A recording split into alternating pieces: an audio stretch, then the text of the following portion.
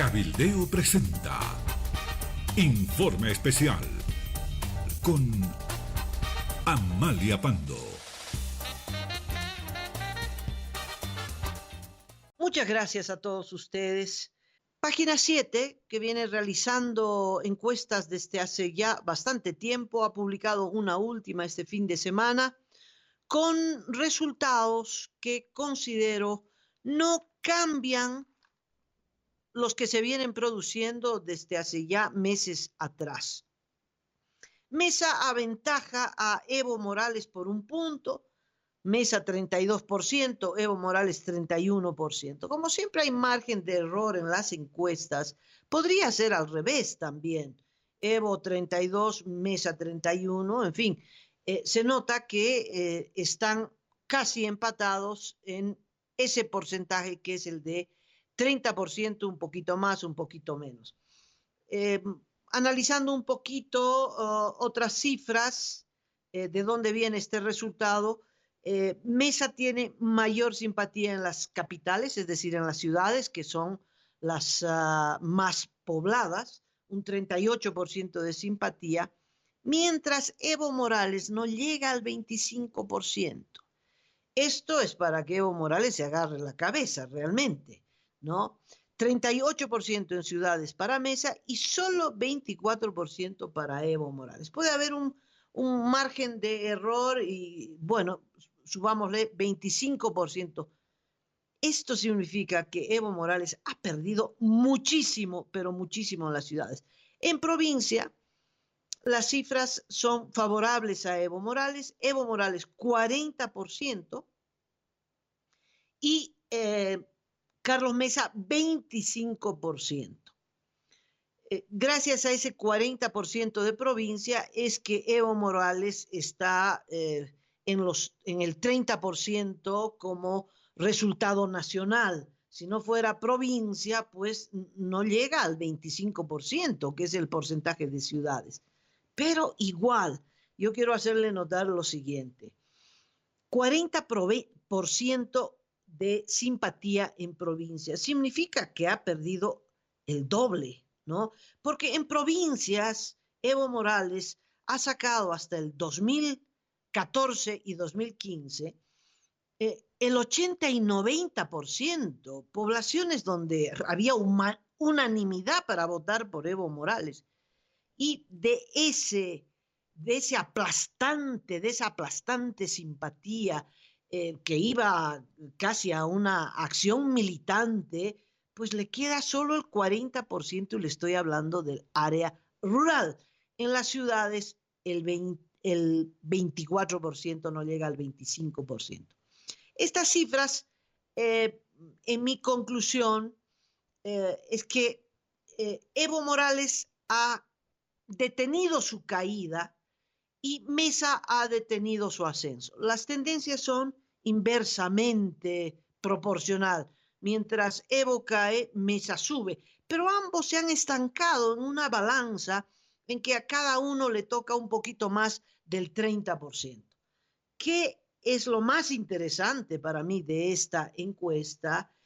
El rubro indecisos, que en realidad son los que van a definir cuál de los dos, o Mesa o Evo Morales, va a ganar las elecciones. Es que es un porcentaje alto del 21%, digamos 20%. 20% de la población que todavía no se ha decidido ni por Mesa, ni por Evo Morales, ni por nadie. El otro dato interesante es que Ortiz de los Demócratas y del Frente Bolivia dijo no, todavía no sobrepasa el umbral del 10%. Esto en encuestas. Ortiz dirá que no le cree, está bien. Pero resulta que ha subido, dice esta encuesta, 2 puntos y podría tal vez llegar al 10%, ¿no? Entre Mesa y Ortiz, que son de oposición, pues van a estar próximos al 50%. Y Evo está estancado en el 30%. Usted dirá, ¿por qué no se unen Mesa y Ortiz? Es bueno que estén separados, ¿sabe? Al final de cuentas he sacado esa conclusión, porque son harina de de un costal distinto, no son lo mismo. Yo creo que ese 8% que actualmente figura como apoyando a Ortiz no votaría por Mesa bajo ninguna circunstancia. Si no habría Ortiz, esos votos van al blanco o al nulo o a la abstención. Y hay un porcentaje de gente que va a votar por Mesa y que bajo ninguna circunstancia votaría por Ortiz, porque son corrientes, ambos opositores, ambos están en contra de Evo Morales, pero de una corriente política distinta. Muchos dirán, no tan distinta. Bueno, como fuera, la gente hace una diferencia entre Mesa y Ortiz. No le voy a poner sello, ni los voy a clasificar, pero simplemente son harina de distinto costal. De tal modo que está muy bien que vayan por separados, porque así la gente tiene una gama de opciones. ¿Qué pasa con el resto? Pues ni los menciono. El resto de los candidatos simplemente aparecen casi por condescendencia en la encuesta con menos del 3%, realmente es insignificante. Mencionarlos es una pérdida de tiempo.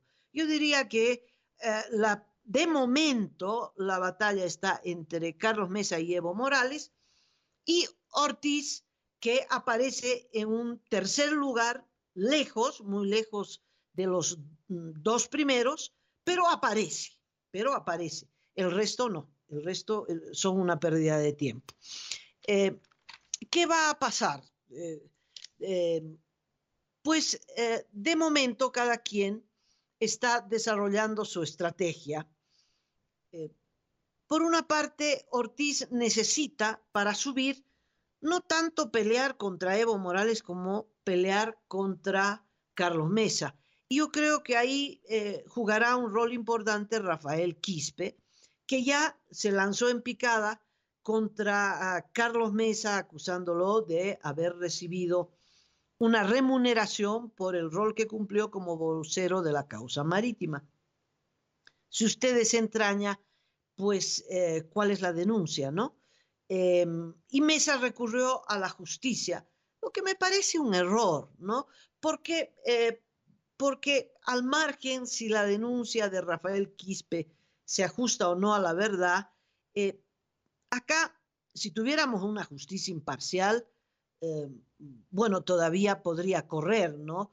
Pero cuando el juez es una persona que no es idónea, que no es imparcial, que siempre va a jugar cartas políticas, recibiendo instrucciones de cualquier oficina del Poder Ejecutivo, realmente recurrir a la justicia para esclarecer estos casos no solo no se va a esclarecer, sino que se va a enredar más. Yo creo que ante quienes se debe responder es ante la opinión pública. Es decir, quisiéramos un informe en detalle de todas las denuncias que vayan apareciendo. Y eso es lo que más me gusta de la campaña electoral.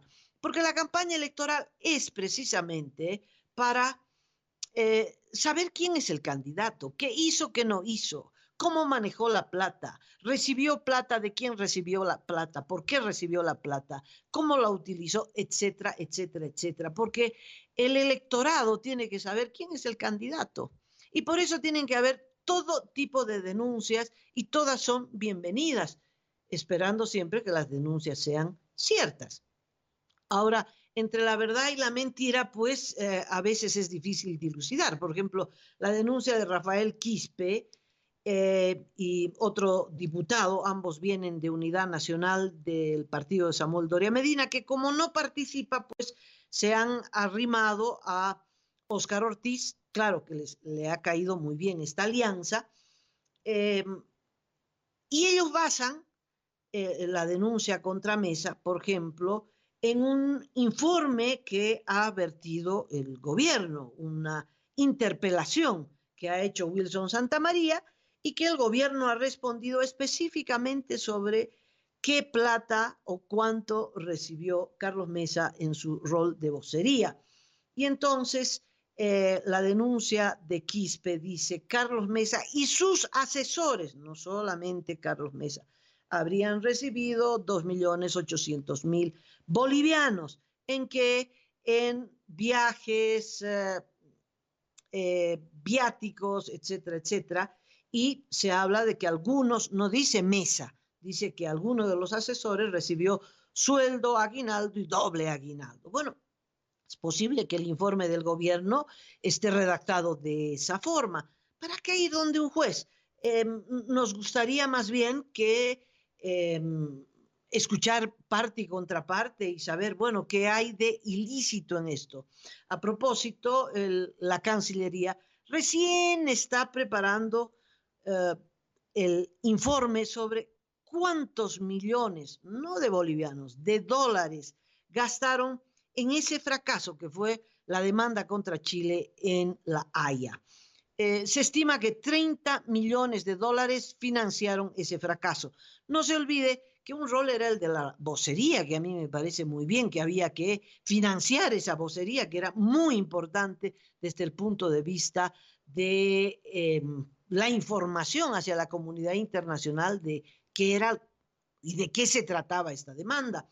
Pero, por otra parte, viajes, no se olvide que Evo Morales llevó Bartolina, Central Obrera, en fin, él fue ostentando un lujo que fue eh, muy, muy contrastado por la prensa chilena con la austeridad que mostraron las autoridades de ese país. Si Chile gastó más de 20 millones de dólares en su defensa y ganó el proceso, ¿cuánto gastó Evo Morales? Bueno, quisiéramos saber, eso recién se está manejando, pero una partecita de ese informe le ha servido a Rafael Quispe para decir que Carlos Mesa recibió tanto de dinero y al recibir tanto de dinero parece algo oscuro, doloso, en fin.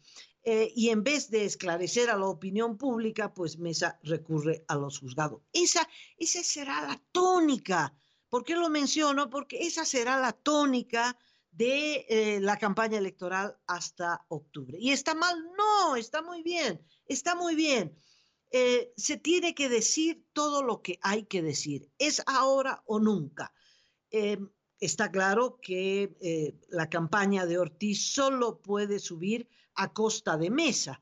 Y entonces esta no será la primera denuncia de Rafael Quispe, a quien el gobierno no va a encarcelar. No, no, no, no. El gobierno está contentísimo con que Rafael Quispe y todos los que quieran puedan hacer todo tipo de denuncias contra Carlos Mesa y los aliados de Mesa. Por eso también ha surgido la denuncia contra Revilla, que al final de cuentas no había sido contra Revilla, sino contra Carlos Mesa, porque al final de cuentas los denunciantes, el MAS en las esferas municipales, dicen que Mesa se haga cargo de las denuncias y de la gestión de Revilla, lo que caramba, choca con el sentido común, ¿no?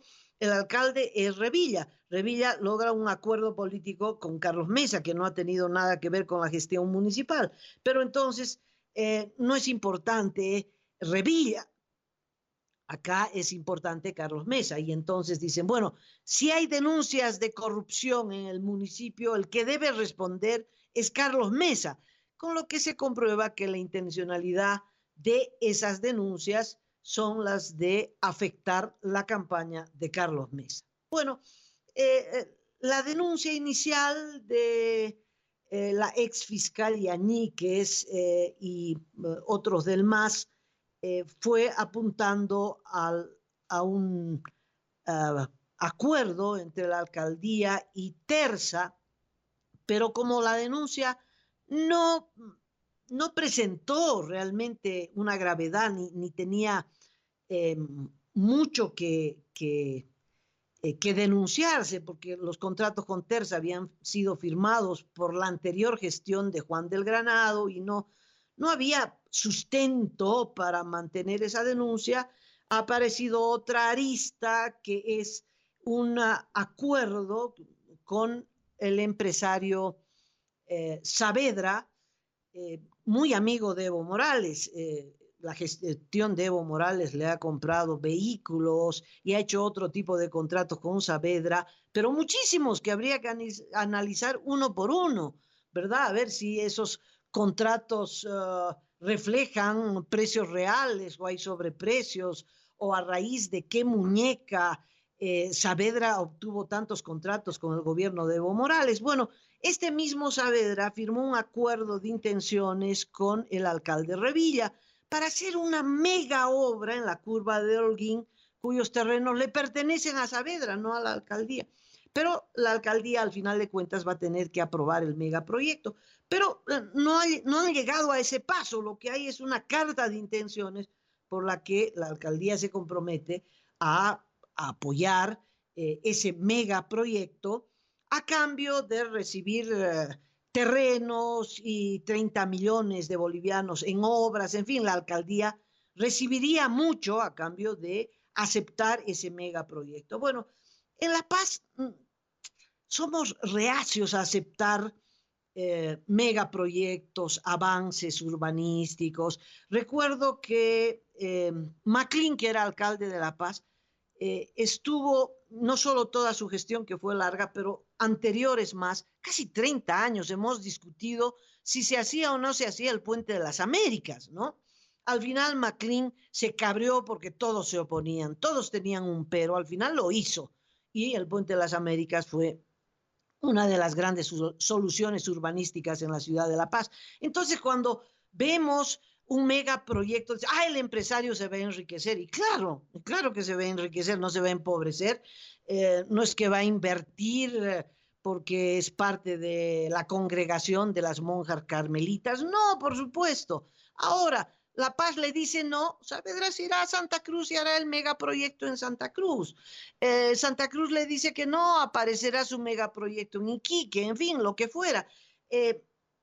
Siempre en La Paz inicialmente decimos que no. Bueno, eso es bueno en política, especialmente cuando hay referendos, pero cuando se trata de desarrollo urbanístico es un obstáculo al desarrollo de La Paz. En todo caso, es buenísimo que se vea del derecho y el revés, si es una carta de intenciones, si hay algo turbio de por medio, si le conviene a La Paz, no le conviene a La Paz. Es decir, hay que revisar hasta la última hilacha. A mí me parece bárbaro, así tiene que ser. Ortiz querrá subir presentando denuncias de corrupción contra Mesa. Y el gobierno también, el gobierno le dará manija a todo, pero si lo presenta Ortiz, mejor, porque entonces Evo Morales no aparece como responsable de la acusación. Entonces, Mesa va a tener que enfrentar denuncias de corrupción que lo golpeen por ambos lados. ¿Le va a afectar? Sí. Yo creo que a la campaña de Mesa sí le afecta. A Ortiz y a Rafael Quispe, si es que aparecería alguna denuncia de corrupción, no le afecta en nada, pero a Mesa sí. Mesa será muy sensible. ¿Por qué? Por una razón muy simple, porque el eje de su campaña contra Evo Morales son las denuncias de corrupción. Justamente porque el gobierno de Evo Morales está tildado de ser uno de los gobiernos más corruptos de nuestra historia, y es por eso, entre otras cosas, que queremos que se vaya, es que si el acusador es acusado de corrupción, entonces la acusación contra Evo Morales se desprestigia, pierde peso, en fin. Entonces sí, cualquier denuncia de corrupción contra Mesa va a ser un hecho muy sensible. En cambio, creo que las denuncias que se lancen, denuncias de corrupción contra Evo Morales y su gestión, no van a afectar, pero para nada, no le van a quitar un solo voto de ese 30% que ya ha expresado que va a votar por Evo Morales. Diga lo que se diga, haga lo que se haga Evo Morales.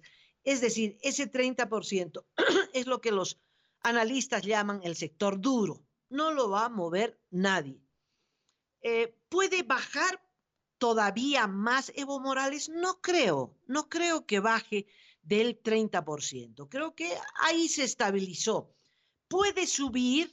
Bueno, depende de los indecisos. Y en el sector de los indecisos, sí, el tema de la corrupción es algo, pues, que puede ser sensible, que puede variar el voto. Lo peor que le puede pasar a Mesa es que la discusión se haga entre dos corruptos, ¿no?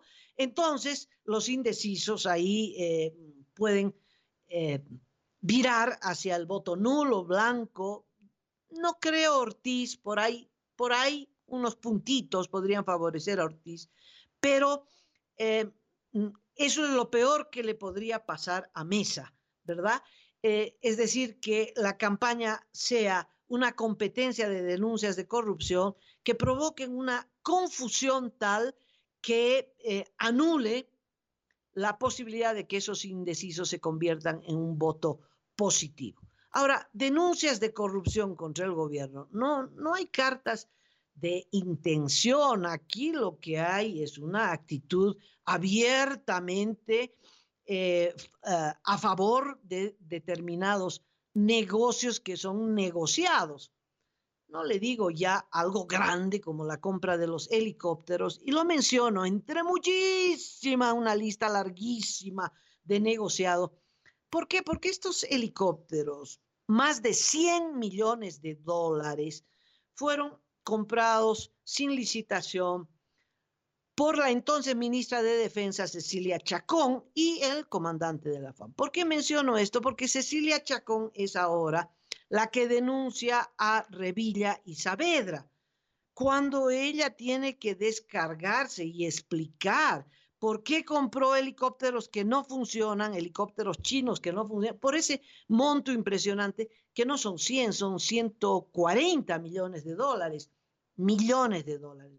No estamos hablando de una carta de intención, estamos hablando de que se pagó con crédito chino dólar tras dólar, y que mis nietos y mis bisnietos van a seguir pagando este negociado, ¿no?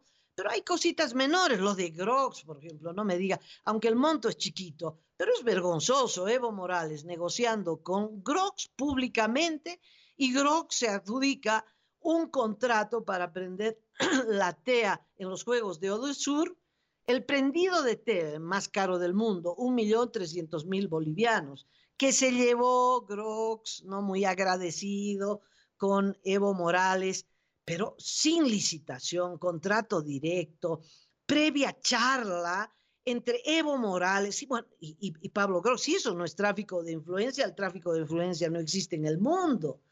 Y bueno, cositas pequeñas que aparecen, ¿no? Una empresa que se llama Neuronas, no las escasas que tiene y que ha reconocido y develado el propio vicepresidente, no, así se llama esta empresa, es una empresa mexicana, 4 contratos por invitación directa, sin licitación, 10 millones en los 4 contratos, el último de $1.000.000, en total se llevó $1.500.000 de no hacer nada, nada. No se sabe ni quién es el titular, ni cómo es que la contactaron, ni nada. Página 7 revela que es una empresa que se ha constituido con $5.000. ¿Qué le parece? $5.000, y se adjudica $1.500.000, que no tiene experiencia, que no tiene trayectoria, en fin, nadie sabe cómo diablos es que la contactaron. Hay amistades de por medio, ¿no? Esto es corrupción, corrupción pura. Estas cosas se podrían investigar, que no se las investigarán. Ahora, el detalle de esas denuncias, como le digo, apuntan no a los sectores duros, tanto de Mesa como de Evo Morales, pero a ese 20% de indecisos que va a determinar cuál de los dos será el ganador. Y eso todavía no se sabe. Que nadie cante victoria de momento. Uno solo puede observar la tendencia. Evo Morales cayendo, Mesa subiendo y Ortiz también subiendo, pero muy lejos como para poder competir frente a los dos grandes, ¿no? La votación de Ortiz será muy importante por la bancada parlamentaria que pueda obtener, y porque en la segunda vuelta esos votos se van a sumar sin duda, al candidato opositor, si es que hay segunda vuelta. Pero es posible que esto se dirima en primera vuelta. Eso es lo que uno quisiera en términos de elecciones generales, sabiendo que el candidato oficialista es un candidato chuto, vetado por un referendo, violador de la Constitución, pero que ahí está.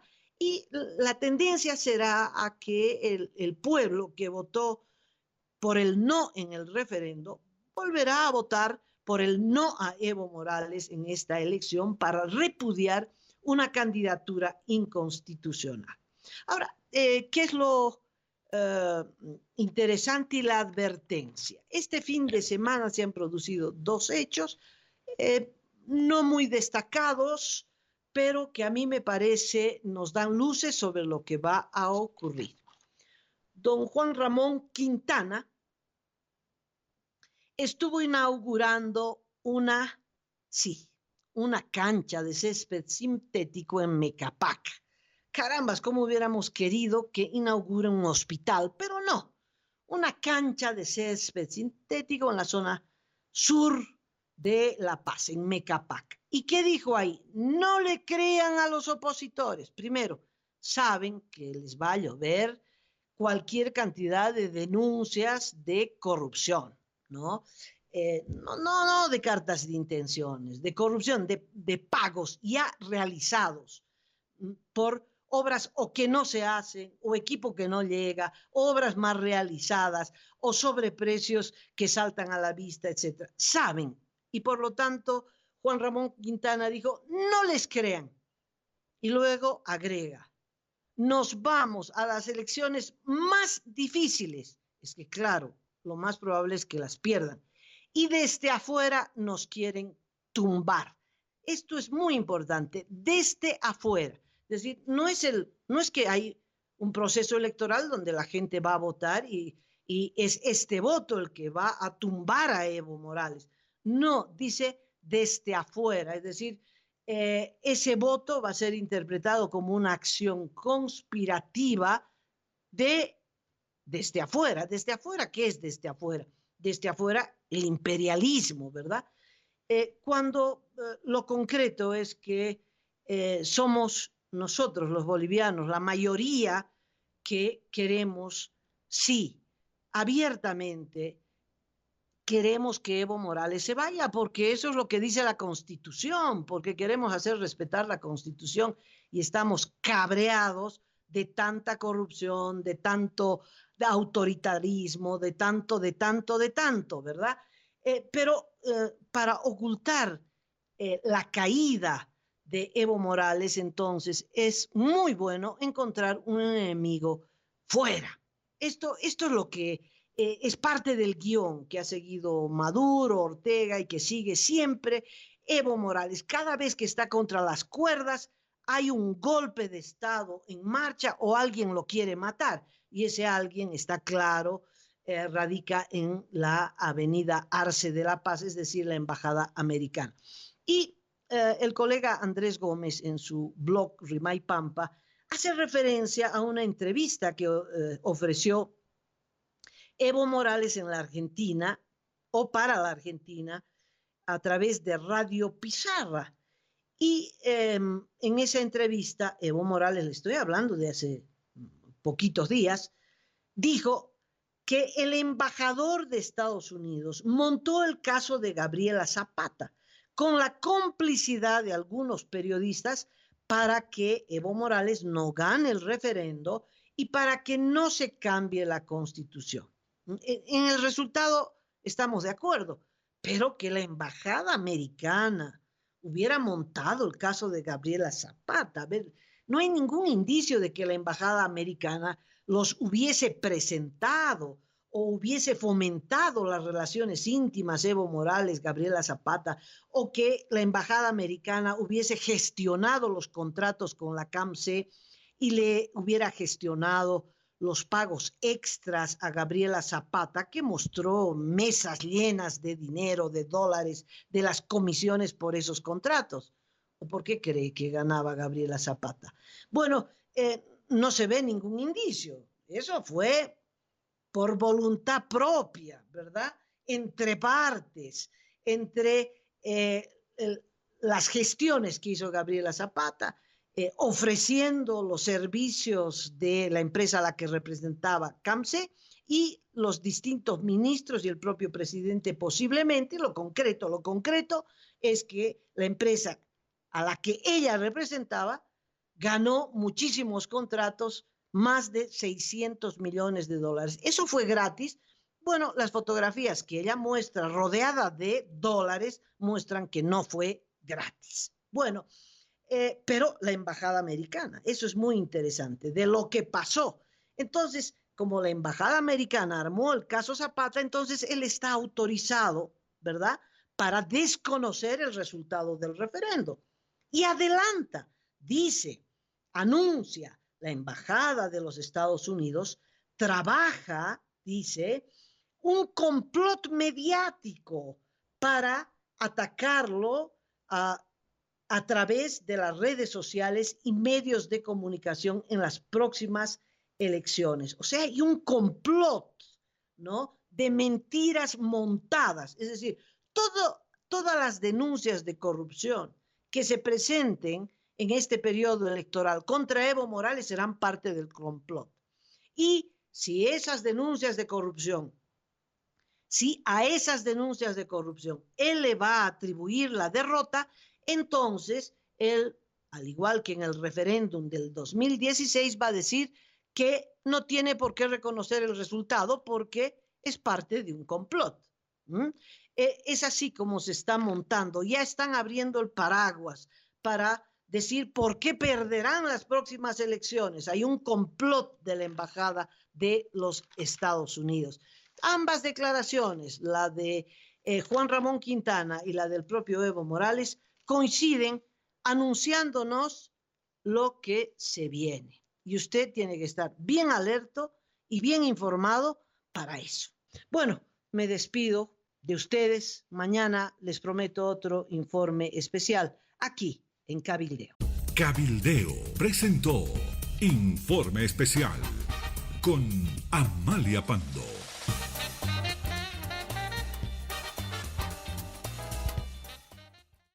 Titnis no está solo. La madre tiene sus derechos. Esto sí hay que abrir. Esa carretera es para los bocaneros, porque ellos no van a avasallar. Este territorio ha derramado sangre. ¡Cosa!